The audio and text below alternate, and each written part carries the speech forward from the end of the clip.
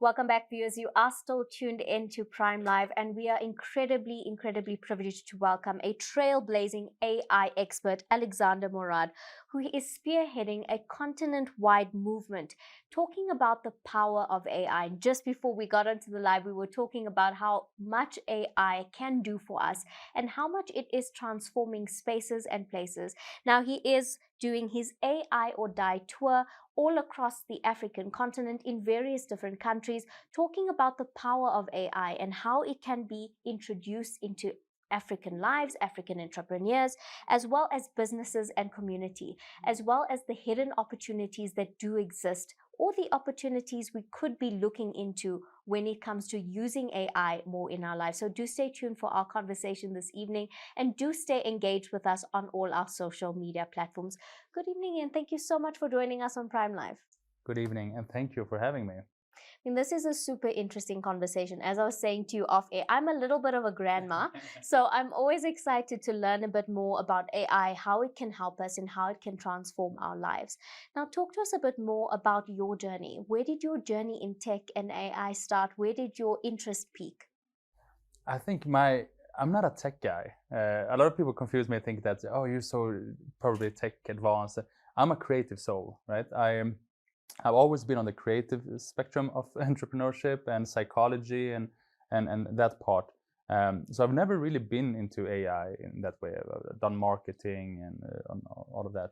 But then when ChatGPT came, like the same day, I used it, and a whole new world opened up for me, because I immediately had access to those things that I'm not good at. You know, the tech part, the numbers, the admin, accounting, all that stuff.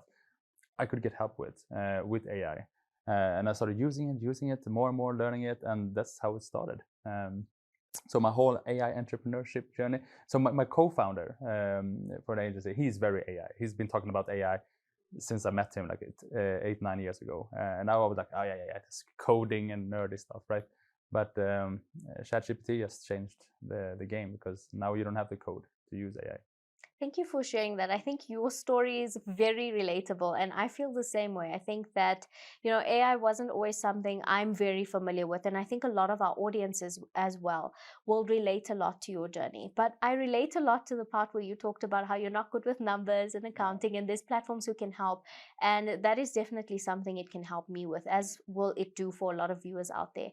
Because, I was at a point in my life a couple of years before ChatGPT came where I was, close to burning out, and I was at my absolute lowest, right?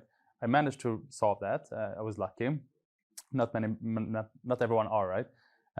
But when I started using ChatGPT, I also realized that, hey, if I had this back then, I would never have been there, because I was being burnt out by investors and everything, saying I need to make a 5-year budget plan. I need to do what is a Q4, Q3, and like all these reports that you have to do as a CEO, right? And I was like, creative soul. So I was not really doing that kind of stuff. So yeah, that's also one of the reasons I named it AI or Die, because I was literally very close to die because I didn't have AI, right? So yeah. I think that's with change. We are all hesitant to embrace change. Anything new and innovative that we don't know enough about can be a little bit scary and intimidating. But I think from your journey, we can learn a lot about how much AI can add value to our lives and how much it can do for us. But let's talk a bit more about the AI or Die tour. Yeah. Can you talk to us a bit more about the tour, some of the things and some of the topics that you cover, as well as some of the missed opportunities within the African continent, the missed opportunities that we aren't seeing by not using AI, or kind of incorporating AI more into our daily lives, our businesses, like you have with yours? Talk to us a bit more about that. Yeah, I'll try to remember the different questions. You have to remind me if I miss any. So the AI diet, first I want to touch upon, we said that new things we're afraid of, and that's just basic biology, right? That's how we as humans have survived for so long. We see berries we never ate before, we're a bit careful, we don't eat them, right? Someone is a pioneer, they eat those berries, they die. And then the rest of us see a skeleton and know, okay, we shouldn't eat that. So that's how we thrive, right? So what AI or Die, what I'm talking about, I'm literally out here trying to teach people how to use AI to make money and how to become more efficient. So I'm going through the little journey about all the tech evolution that has happened, all from Google to social media to Netflix to being able to stream intelligence, which we can do now, right? And then how they can harness this power to literally make money. And it's not, I'm not selling anything. I'm not doing, like, I don't work for ChatGPT. I literally pay in from my own pocket to be here. This tour just in February has cost me around 40,000 USD so far, and I got sponsors from like 6,000, I think. So like I'm literally paying from my own pocket to try to spread the gospel of like how they can make money, and already seen results. I've been to Zimbabwe, Namibia, Botswana, and now I'm in Joburg here in South Africa, and already seen from my first stop, Zimbabwe, people commenting and saying, "Hey, I implemented your tools and already got a new client, already made money." So it's actually mind blowing how easy it is if people just take action to it. And I think there were some more questions in your questions. No, you've answered my I questions did. All right. perfectly. Thank you. Okay. I think it's so inspiring what you've undertaken to do. Like you said, this is something that you're doing out of passion because of how much this was able to help you in your business. And to hear about how quickly and how effectively your tools are already working for some of the people that you've been able to chat to since you've been in Africa is absolutely nothing short of inspiring. And it just goes to show that with a little bit of information, it can take us a long way. I also want to talk about, when it comes to your expertise, it goes from online courses to consulting as well. But what made you choose to embark on this journey in Africa particularly? Why choose the African continent? Like you said, this is a passion project that you have undertaken very personally to do. Why did you choose the African continent? I mean, I think I can always do an online course, right? But it doesn't give the same thing. Like I still remember the first session I went to when I saw a public speaker talking about creating your own company, right?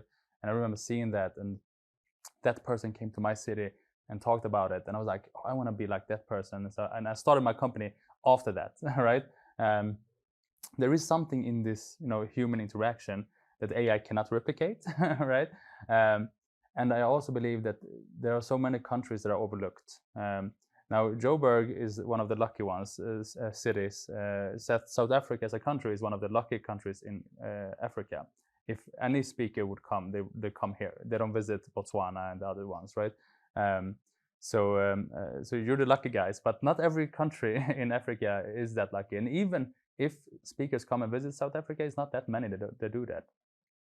And I think that someone needs to invite all these countries to the conversation, because I do believe Africa has unique advantages that they could use to actually thrive with AI. I think Africa as a continent can truly be an underdog that the Europe and the US are not really thinking about, and have the potential to be one of the top continents when it comes, because they can use AI to be that.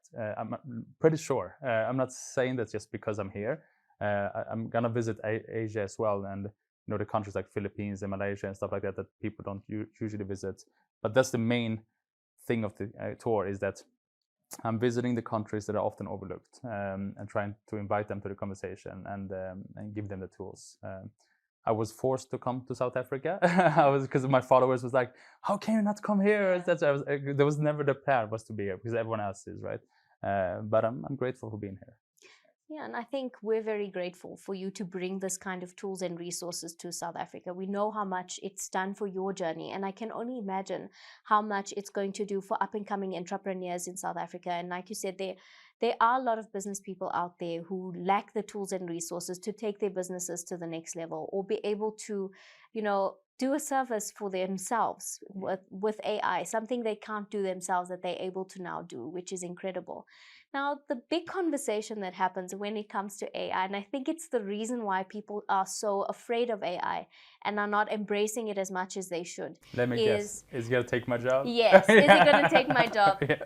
And we're seeing a lot of this kind of conversation trending on social media, within social circles. A lot of people are talking about it. Why should I embrace AI? Maybe if I close my eyes and wake up tomorrow, maybe if I ignore it, it will go away. But what do you feel is striking that balance between incorporating AI into your businesses, but at the same time having it enhance, the opportunities and the productivity of your employees without it taking away their jobs? Okay, so first of all, AI is inevitable. As soon as we discovered it, now it's here. It's inevitable. So whether we like it or not, if I hate AI, I still have to do what I'm doing because it is inevitable, right? We cannot stop it by now. Capitalism runs too strong in this world. It's not unstoppable right now, right? So that's the number one. The second one, is AI gonna take your job? Yes. It's gonna take it to the next level, right? I don't believe AI will take anyone's job, but I think someone who knows AI will, right? The same way Photoshop didn't take anyone's job. Someone who knew Photoshop took someone's job. Excel didn't take any accountant's job, but someone who knew how to use Excel became more efficient than someone writing on a paper and took someone's job, right? It's the same thing here. A journalist that can use AI to assist them and be able to write 6 articles a day instead of 2, let's say, I don't know, will most likely be hired instead of the one who only can write 2, right? It's all an efficiency game at the end of the day. So that's why I'm trying also to tell people that you need to use AI, because otherwise someone who knows it is going to take your job. And AI should not do your whole job. It's a tool. The same way Photoshop is a tool or a calculator is a tool. It's not supposed to do everything. You're supposed to use it as a partner. Because I like to, for instance, a reporter that comes up with all these questions that you're, the amazing questions you're asking me right now, right? And if that person would use AI to okay, can you give me some questions I can ask Alexander, etc. You get like 20 questions. A good reporter would know exactly which one of these would actually be good to ask, and then tweak them a little bit to know, okay, what does my audience want to hear, right? If I would do that, I don't know, because I'm not a reporter, I would like probably just take all these questions, and I don't know which one is actually good to ask, right? So that's the difference. That's the difference. Your skill set is still needed. The human creativity is still needed to truly harness the AI efficiency. I think that's a wonderful perspective that you've shared with us. And I think that is, the best way to debunk the myth that AI is here to take our jobs.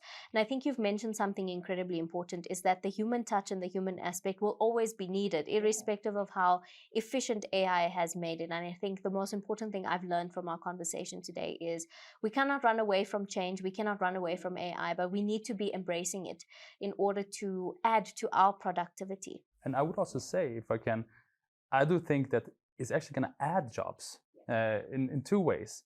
First of all, we don't know the future, right? When internet came, no one could have told me that someone would take pictures of their food and make money as influencers, or someone would be a social media agency. Like, there was because we didn't even know what social media was, right? So this jobs we don't even know about that is coming. But here in Africa, there are jobs you can create right now. You can compete on a global stage that nobody else can. So like I'm in Botswana, and I'm telling them, I'm talking about give the tools that they can use to like, this video is being recorded here right now. Let's say we make a 60-minute video, right? If we do a podcast, I can put that in a software called Opus Clip, and it cuts it down to 10 60-second videos I can post on my social media immediately. Not everyone knows about that tool, right? So someone from Botswana or Joburg or anywhere, they can use that tool, and they can reach out to 100 podcasts in Europe, right? And they can tell them, hey, all I need is 100 USD, and I give you 10 videos per episode. And they'll be like, oh, that's super cheap. Because in Europe, 100 USD is like, you can't find anyone that would do that for 100 USD, right? And they do 4 episodes a month, that's 400 USD, 1 client. You get 10 clients, you're making 4,000 USD. From Namibia, from Botswana, even from Joburg, that's a lot of money to make per month. I go and talk in London about this, in Stockholm about this, and I say, you can make 2,000 USD if you do this and this. Too much job for only 2K, right? Because the average salary there is like 4K. Yeah. So there's a big difference. So your biggest disadvantage in Africa becomes your strongest asset when you're competing on a global stage. And that's what I'm trying to tell people. Like, you can use this. It will create jobs. You don't have to compete locally anymore. You need to compete over there. In the global space. Now, that's a really interesting observation, and what a unique perspective for you to share with us, and an incredible opportunity as well. Something as simple as that, how you can turn it into a job. And I think that's a very important point you made there, particularly for the fact that you are in South Africa, where we talk about how unemployment is a huge issue in this country and the lack of jobs is such a huge issue in this country. I think I love that you decided to bring your tour here, because I think you are going to offer South Africans a very unique and an alternative way to make money, which is what is needed in this country. And all across Africa, I'm sure there are a lot of hidden opportunities that we don't see. But when it comes to, your tour and your visits to the Southern African countries you've been to already, what has surprised you the most when it comes to AI, perhaps missed opportunities, or any observations you made there that surprised you the most?